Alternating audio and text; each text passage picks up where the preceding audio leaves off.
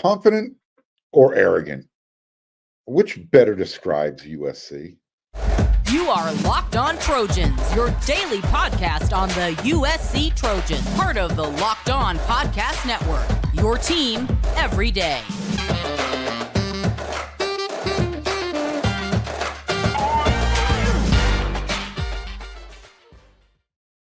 Fight on, everyone. I'm your host, Mark Holton, and thank you for making Locked On USC your first listen every day. Whether you're watching the show on YouTube or wherever you're going to listen to your podcast, they are free. I appreciate your support. You can show your appreciation. If you're watching on YouTube, this will mean a whole lot. Become a subscriber. It's free. It's easy. Click the red subscribe button. And when you see that thumbs up, it means a lot more than you know. Smash it. And I don't want you to miss one episode, Monday through Friday, as well as post-game reaction. Click that bell notification, and you have got yourself Locked On USC. This episode is brought to you by FanDuel Sportsbook, official sports partner of Locked On. Make every moment more. Right now, new customers can bet $5 and get $200 in bonus bets guaranteed. Visit FanDuel.com/Locked On to get started. Quote, everybody wants to be in these two size 12 and a half shoes right here. I'm not worried about some kid running on the field that doesn't have anything really associated to Notre Dame other than possibly their family going there or him going there himself. Got a lot of guys over here that I've got to lead. So some opinion of a sheep, Lions don't worry about that kind of stuff. Keep moving on. Keep fighting. Fight on. End quote. That was Caleb Williams' response when he was asked after Wednesday's practice about a particular Notre Dame fan who rushed the field after their win and was found taking a selfie with Caleb while he was exiting the field. Mm-hmm. So that answer from Caleb, was that arrogant or confidence? I've always said that there's a fine line, very fine line between the two. And it's about perception. That's what it comes down to. How you carry and conduct yourself, it can be seen as confident or arrogant. I tend to lean on the arrogant side because I'm confident that I'm right more than I'm wrong. Sort of like Lincoln Riley.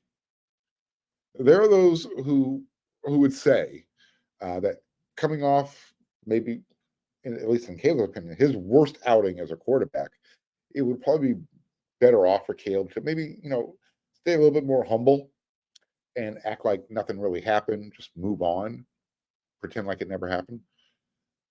Although I have to admit, I like the way Caleb answered the question. Number one, it was at the end of Wednesday's media scrum. So it was essentially the last question that he was asked. And it actually gave Caleb a chance to, call it a little bit of a clap back to kind of remind everyone that it wasn't Caleb who was clout chasing. It was some random anonymous student at Notre Dame celebrating a win. There was something else, though, that Caleb said after practice on Wednesday. And I guess it can be debated whether or not it was confidence or arrogance. Williams, he said when he was asked about getting a third chance at playing Utah, what it means against the previous two losses he was a part of. Quote, another chance to get a win on Saturday in the Coliseum. We don't measure wins. We don't circle games. We've got to focus on this week because we have to focus on this week, focus on this moment, and get this game, end quote. Sorry, that's arrogant.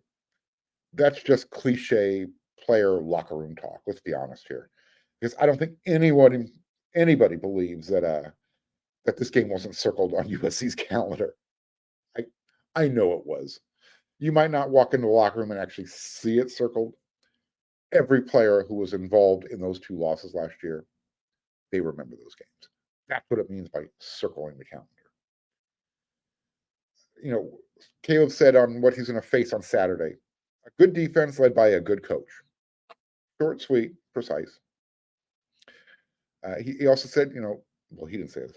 What I'm saying is last week against Notre Dame, USC's offense felt 11 tackles for losses, and Caleb felt 6 sacks. The O-line played literally the worst game of the season, and that would be right in line with Caleb's worst game of his career, according to Caleb. I mean, let's be honest, 3 interceptions were bad. And I'm going to put, if you're a betting person, the smart money is saying that he probably won't have 2 games in a row like that, right? Now, is that confidence or arrogance, considering, Utah's defense? Here was what Lincoln Riley said this week. He's always been really productive after either the team doesn't win or he doesn't play up to his standards and our standards. He's always been a guy that bounces back strong. He's been a good leader, had great energy this week. He may have a tough one here and there, but I wouldn't expect to have him to have too many, end quote. So Coach Riley sounds really confident right there. When USC lost at Utah last season, they ended up going on a 5-game winning streak. Oh, by the way, I should probably inject here. Thank you, Corey Foreman. I don't know if they actually go on that 5-game winning streak without a defensive play to secure that game. Trojan fans, you know exactly what I'm referring to. This year's schedule, though, it's different than last year. So here's how USC's leader, Caleb Williams, sees this situation right now. We're, going into the Utah game, we took our first loss, a lot of it being on me. I for sure use it as motivation. The team uses it as motivation. We always talked about it. You don't want to be in a situation where you have to use it as motivation, but we are in the situation now. So let's use it as motivation. Let's keep going. Let's find ways to get better. You don't let that one game bring you down and cause doubt, end quote. Rarely are you going to see Caleb Williams express any type of real emotion. He tries to keep himself composed when he's answering questions. But I'm going to be watching him closely during this game against Utah, especially when things are going well. I'm going to see if he's got a little, pep in his step, a little oomph, maybe staring over the other sidelines. But I'm also going to be watching to see when things aren't going well, because there will be some of those moments in this game. Utah's defense will make things challenging. I want to see a confident Caleb Williams playing and walking around with an arrogant attitude. You can do both. You really can. Playing with confidence, that just happens. That's who you are.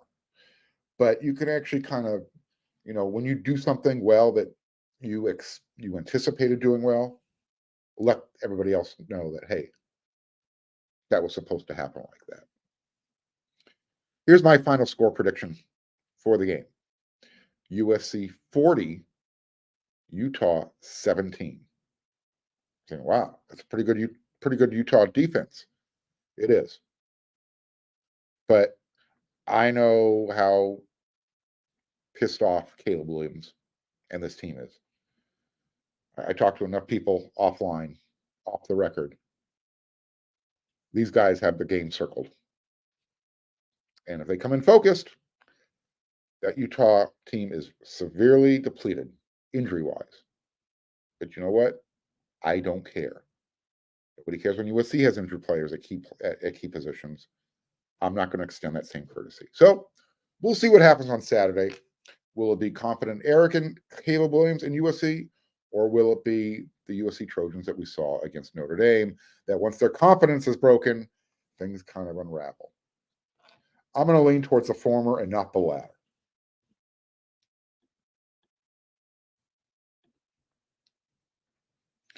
This show is sponsored by BetterHelp.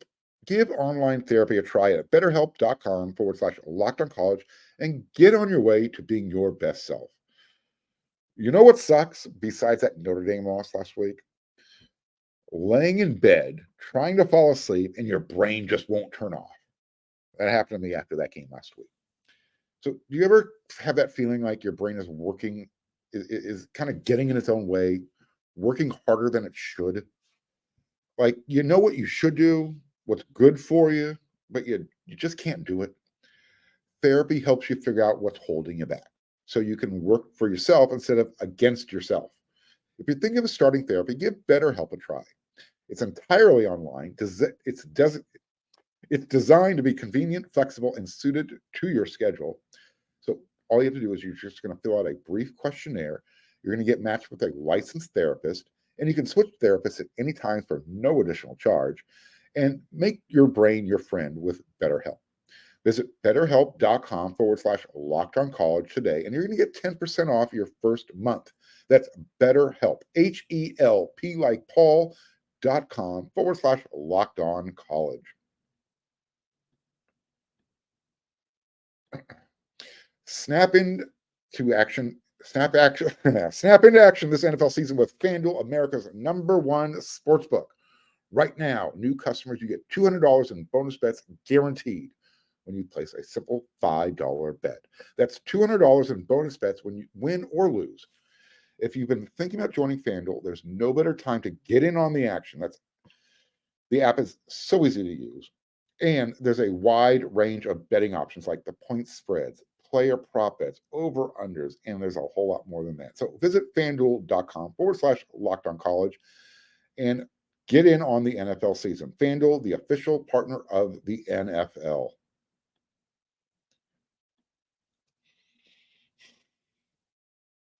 The college football season is here, and this season, Locked On is kicking up our coverage. Each Friday, Locked On will go live from 11 a.m. till 12 p.m. Eastern on every Locked On College YouTube channel.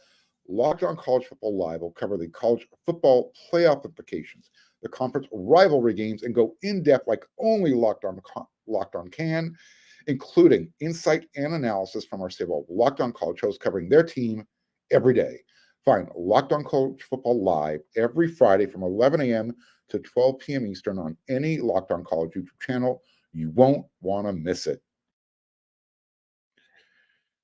I said I was going to read some viewer comments and answer some questions this week, and everybody obliged. There was a lot of them, and thank you very much. So I'm not going to be able to get to all of them, obviously. So I just kind of reached into the hat and pulled some out here and there. And if you guys have something you really want me to read and respond to, kind of send me a private message or emphasize it in your comment that, hey, Mark, make note of this. I want to hear your answer, and I will do my very best to get to it. So let's get started. This one is from, I hope I'm pronouncing this correctly, Alan Freckman 3104. We will be lucky to win 3 more games. I love USC, but let's be truthful. So this is exactly what Notre Dame post-mortem sounds like. I mean, come on, Alan. 5 turnovers in short fields. That contributed to the way USC looked last week. Let's see what happens with Utah.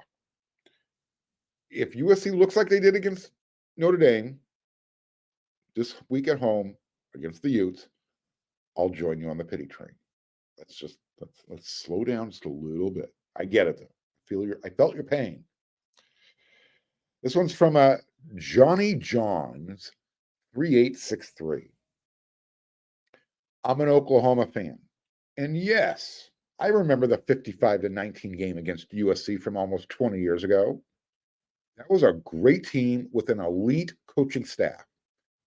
I'm not convinced that you have an elite coaching staff right now. I think you have Texas Tech, Washington State coaches that got lucky and got a job at Oklahoma and as well as at USC. With that being said, I believe you guys are going to beat Utah. I think Caleb Williams wants this game really bad, and I think the USC defense will make enough plays against a struggling Utah offense and get you guys a win at home. You guys really need this one because it's not getting any easier against Washington and Oregon.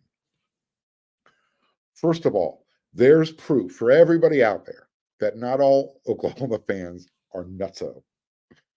Um, and Johnny Johns actually makes a really good point about the assistant coaching staff. I'm not saying it's true, but that's the perception. And we're going to find out, you know, what staff changes are made after the season. Typically, assistant coaches don't stick around that long. It's time for them to leave the nest and go to bigger opportunities. And by bigger opportunities, I mean coordinator spots, maybe moving up to the NFL. Generally, you're not going to take a lateral move from USC to a different program to be an inside wide receiver coach, finger quotes. That's where I'm going with that type of comment. This one's from USC Big Dog, Mark. What is going to be interesting with the Utah, Cal, and UCLA games is how the trend of familiarity may be working against Coach Lincoln Riley. The first 5 games, no one that has played against this offense. Arizona and Notre Dame were the first 2, and the games were markedly different than the first 5. Even Colorado adjusted in the second half. Utah may shake out to be the worst follow-up game as you have a team that knows USC and Coach Lincoln Riley and are highly motivated to take them down. Absolutely. Utah knows that they're riding a 3-game winning streak against SC as well. They have a lot of reason to be confident. They also have a lot of reason to wonder where they're going to generate some offense, despite USC's defense. When I say, again, Utah fan, Iowa bad, hot garbage offense, it's not a reflection on Utah. It's more of a reflection that your offense right now is struggling as much as Iowa's. And I get it. You guys are down a lot of players. That doesn't change the fact that you're offensively challenged. This one's from W.A. Hollier 54. Wow. The damage that Clay Helton did on the psyche of USC fans is real. People are ready to toss this guy out already. That's a shame. All I know is I got relief last year from all the suffering years of Clay Helton. This wasn't going to always be smooth. This is a process for sure. These wins can be painful, but those losses under Clay Helton and his staff were by far worse. Look how long it took Georgia to get their act together. I'm sure it was painful. Lincoln Riley does have work to do. The test is here, right in our face, and we got to watch it in real time. He will have to make the necessary changes if he wants to continue to grow as a coach. All eyes on this guy, and I'm pulling for him. That Trojan fan has perspective. He gets it. I'm assuming it's a he. I know a lot of fans, hate the rah-rah types, and maybe that kind of came across as a little rah-rah. But the Hollier 54, W.A. Hollier 54, also acknowledged that Lincoln Riley needs to mature as a coach too. So again, it's okay to remember where USC was, appreciate what they did last year, and not hold this whole season against the coach and say, yeah, you know what, throw the baby out with the bathwater. This one's from GE Will 4785. I'm very critical of SC, but I'm a huge fan. I haven't seen a killer instinct with this squad. There aren't any easy games left. Nobody's going to go easy against us. Tighten up those chin straps, Trojans, and fight on. Here's what I would add to that. That starts with the head coach. It's about sending a message when you have a team beat that you're beating, and being able to run the ball when you want, kind of dictate what's going to happen. So, and I understand a lot of that falls on the offensive line as well. Last year, I think USC's offense had an identity. You knew they were able to throw and run when they wanted. Not so much this season.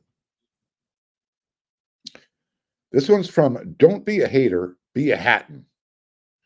If SC gets beat on defense by this offense, it's night time for Grinch that stole the defense.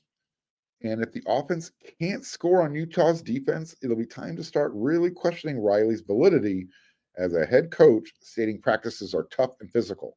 because I won't buy it any longer. Yep, the honeymoon is definitely over. I brought that up last week on an episode. Like, yeah, USC fans, and that was before the Notre Dame loss. I know the offensive line struggles have are real apparent right now, but this offense did not have any issue against the Utah defense in either game last year when Caleb Williams was healthy. I don't think they're going to have any issue this year. Yes, that's me knocking on wood. This one's from M1 Dickens 88. I'm convinced that trying to compare USC talent versus other team talent and then using that to decide how the game will go is a waste of time and energy. USC will not play up to their talent. Hopefully they win, but dominant? Question mark. No chance. This particular team just isn't built that way. Better luck next year. This is a 10-2 team, maybe even a 9-3 team. They don't have the focus and mental makeup. Based on the last 3 to 4 weeks, it's hard to argue the opposite of that. What I will say is that beating Utah soundly will help. That's all I can say. I understand where M1 Dickens 88 is coming from. This one is from Charles Gordon 7212. I like this one a lot because it's outside the box thinking. It's not your norm. Something I would come up with. I dig it. Here is Charles Gordon's suggestion.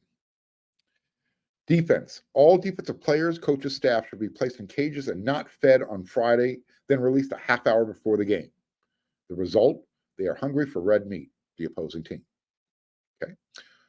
Offensive. All offensive players, coaches, and staff placed in a room with aroma scent candles, join hands, chant and sing Kumbaya for 8 hours. The result, they're all in sync with all of their assignments. Like I said, I love it. Here's what I will say. I'm on board. Let's give it a shot. Just as long as they do not try and enter the stadium like the caged animal routine that USC did. Remember that Alabama game in Dallas and Jerry World? Don't do that. I was there. That sucked.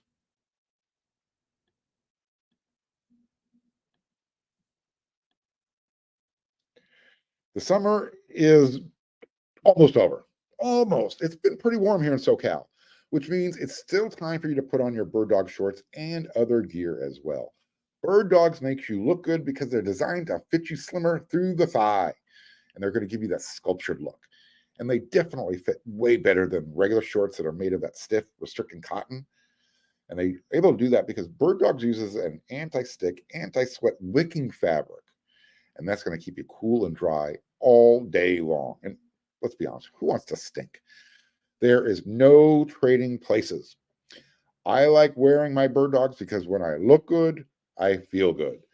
So I want you to go to birddogs.com/LockedOnCollege for a free Yeti style tumbler or drinking cup, whatever they're giving away right now. Whatever you buy, you're going to get something. That's birddogs.com/LockedOnCollege and use the promo code LockedOnCollege for a free Bird Dogs water bottle. That's what you're going to get. You won't want to take your Bird Dogs off. We promise you.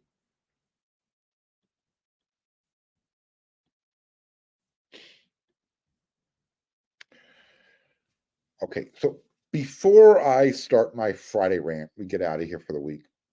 I have one question for some of you. Are you high?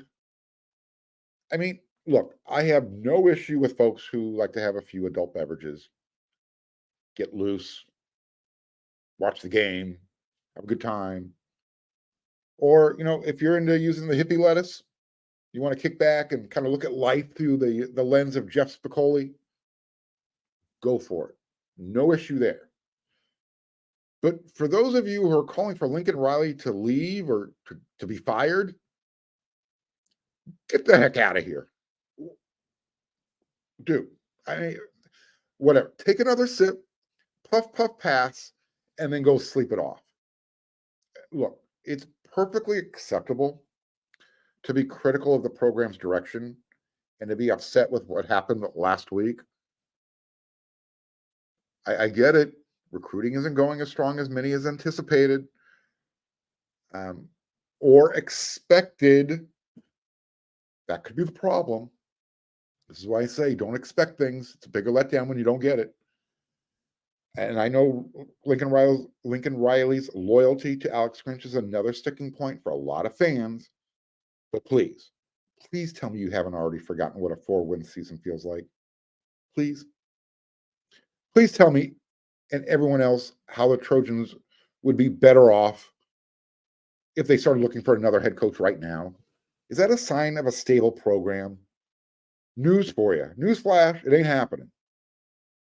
Your athletic director, Jen Cohn, she's not going to fire Lincoln Riley.